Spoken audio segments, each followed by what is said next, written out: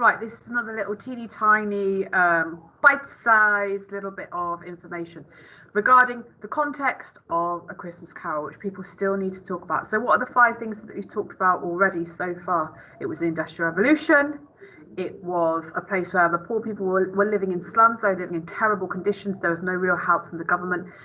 There was a social reform that Charles Dickens wanted to do. He wanted to help reform society. He wanted to help reform things. There was the fact that Thomas Malthus believed that the people within the poor, you know, they were surplus population. A lot of Victorian readers, a lot of the rich ones thought that the poor deserved their poverty, and in some ways they were to blame.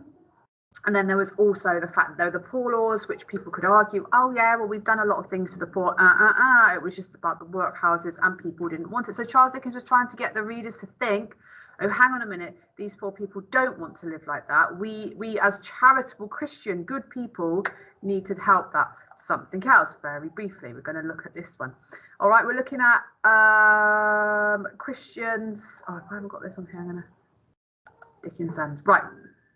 Okay, so this is something that we've known, this is something that we've done, this is only a quick revision. I want to see this in your assessments. If there was any single belief that characterized the Victorian era, it was the Christian belief. Okay, we don't particularly live in a tremendously religious society at the moment, but imagine if every single person in your class and me and your parents and your teachers and your doctors, everyone believed in God, and we believed in the teachings of God, and we believed in, you know, the fact that if you didn't do what God wanted, you would go to prison. You would go to hell, or in fact, you would go to limbo. All right. So Christians, Charles Dickens had a deep Christian faith.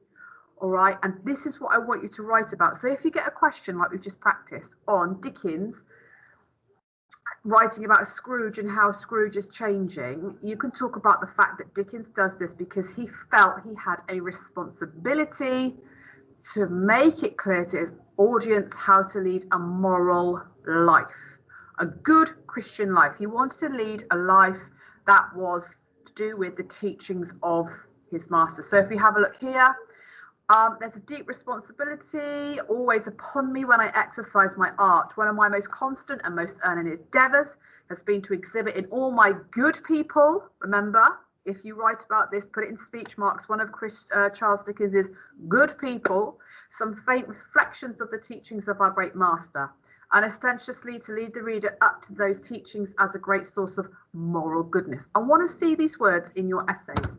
All my strongest illustrations are derived from the New Testament, as my social abuses are shown as departures from its spirit. What he's talking about there is people who are bad in A Christmas Carol are not living life by God's rules. All right, so let's think about all the bad people. Scrooge, obviously. The poor people that steal his bedclothes and they steal his shirt off his back. They're not living by Christian example. They're stealing. They're thieves. Think about all of the people that are laughing about his death at the end of it. Well, it's going to be a very quiet funeral. They're not good people. They hunker after money. You think about Jacob Marley, who has suffered the worst punishment that you can imagine because he's in limbo and he can't help the people that he should have. I say all my good people are humble, charitable, faithful and forgiving. You should all be able to write this down. Humble, charitable, faithful and forgiving. All right, that's what he's doing. So Scrooge, if you're looking at this idea, he has a conversion from selfishness to selflessness. All right, and Dickens succeeded in calling attention to what are regarded as common Christian themes. All right, redemption and charity. Redemption and charity. All right, because what he does is he redeems himself. He converts from the start to the end. All right, he starts off as a sinner. Very important that you understand that he is a sinner. He goes against God's teachings. Charles Dickens wanted to show his readers how to live a good Christian life and to live by example. All right, so he is a Dickensian everyman. He is the representation of all human beings who are seeking to find the secret of what makes life meaningful. So what you could say actually is that Charles Dickens is exploring how to live a happy life, a life that you enjoy. All right, how does one find salvation? So if you have a look, again, reinforcing what I've said, if you look at the start, he's described as a squeezing, wrenching, grasping, scraping, clutches, covetous old sinner. All right, but at the end, he's fully redeemed. He's now aware of the true meaning of Christmas. Okay, so the Industrial Revolution, the fact that people lived in slums, the fact that Dickens was a social reformer. And he was a social reformer because what he wanted to do was he wanted to teach his readers the teachings of God. He wanted them to live a moral life.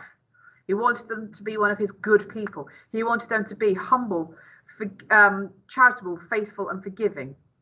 He does this by showing Scrooge changing. That's what we were talking about. Remember, we were talking about structure and time, the way he changes. All right.